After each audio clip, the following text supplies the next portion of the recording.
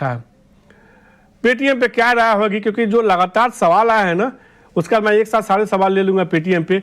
Paytm को लेकर क्या नजरिया आपका सर?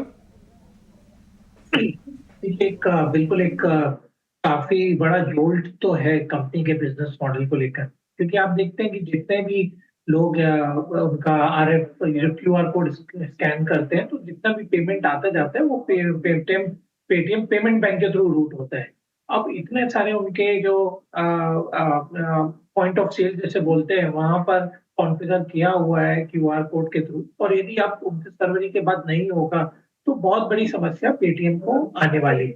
इसके अलावा प्रॉब्लम ये है कि एक तो आपको जूझना है कि एग्जिस्टिंग जो बैन रखा है उससे, और दूसरा ये कि क्या आगे जाके यदि आपने कुछ एक रास्ता निकाल लिया कि पेटीएम पेमेंट बैंक की बजाय आप दूसरे बैंक के साथ डील करेंगे, तो क्या जो शॉपकीपर्स हैं या जो रिटेल के लोग हैं, क्या आप पे दोबारा भरोसा करेंगे? वो एक गंभीर समस्या का विषय अभी बन गया है। तीसरी बात ये है कि तो मनी लॉन्ड्रिंग के इश्यूज आए हैं, तो हो सकता है ईडी या सीबीआई के भी यहाँ पर इन्वॉल्वमेंट देखने को मिले।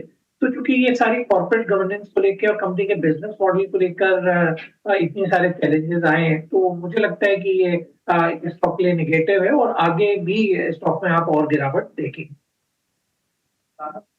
तौर पे पेटीएम पे किस गिरावट आती है आपके हिसाब से, और गिरावट अगर देखने को पता नहीं कब तक गिरेगा, आपके हिसाब से कोई लेवल समझ में आ रहा है कि जहां पे हो सकता है वहां पे थोड़ा सा सपोर्ट ले, थोड़ा रिलीफ बनता हुआ दिखे?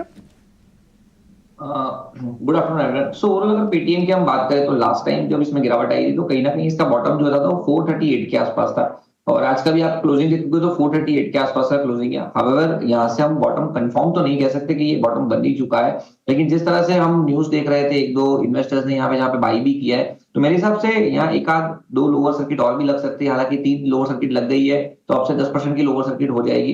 तो मेरे हिसाब से बॉटम फिशिंग के लिए थोड़ा वेट कीजिए। अगर आपको वैल्यू बाइंग लग रहा है और नीचे सस्ता मिलेगा तो मेरे हिसाब से थोड़ा वेट एंड वॉच करना ही यहाँ पे बुद्धिमानी होगी। तो करंट मार्केट प्राइस से तो हम नहीं सजेस्ट कर रहे। नीचे there are very good chances के 400 से 360 के बीच में कहीं ना कहीं बॉटम बनना चाहिए, बट अगेन ये प्री अटेम्प्ट है। मेरे हिसाब से वहां पे लेवल्स को आने दीजिए, कोई रिवर्सल पैटर्न बने तो ही हमें हमारे हिसाब से पेटीएम में हाथ डालना चाहिए, नहीं तो एज ऑफ नाउ हमें वेट एंड वॉच करना चाहिए। वॉच करने की सलाह होगी। अब आशीष सर, आपके ऊपर जिम्मेदारी बढ़ने वाली है, तो मैं 3 सवाल बैक टू बैक पेटीएम पे लूंगा और आपको यही बताना है कि क्या कर रही है जिनके पास ये शेयर हैं।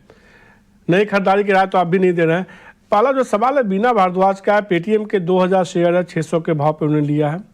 सूरज का सवाल है, उन्होंने पेटीएम 450 शेयर लिया है 520 के भाव पे। सारे प्लेट एक साथ आप दिखा दिए पेटीएम के। और पूजा का सवाल है, पेटीएम पे 30 शेयर लिया 880 रुपये के भाव पे, यानी 3 अलग लेवल 880, उनका पैसा आधा से ज़्यादा घट गया है।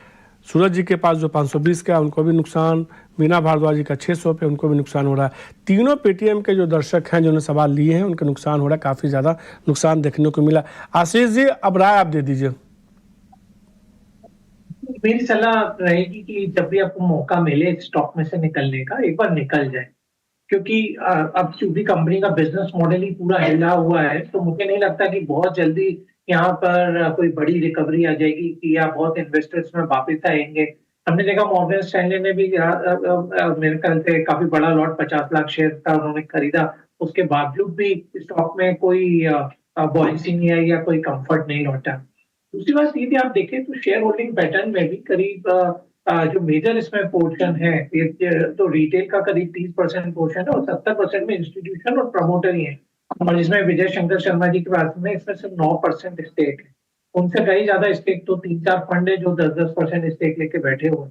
तो जब तक कोई बहुत ज्यादा मुझे नहीं लगता कि कोई कंफर्ट आ जाए आरबीआई की तरफ से कि इस बैन को डिले कर दिया जाए या कोई बीच का रास्ता निकाला जाए, तब तक मुझे नहीं लगता कि इसमें कोई सेंस रहेगा कि आपको स्टॉक में फ्रेश परचेजेस करें और या एवरेज करने की भी कोशिश करें, क्योंकि आपको ध्यान रखना पड़ेगा हर राइज पे इस स्टॉक पे आप सेलर आएंगे।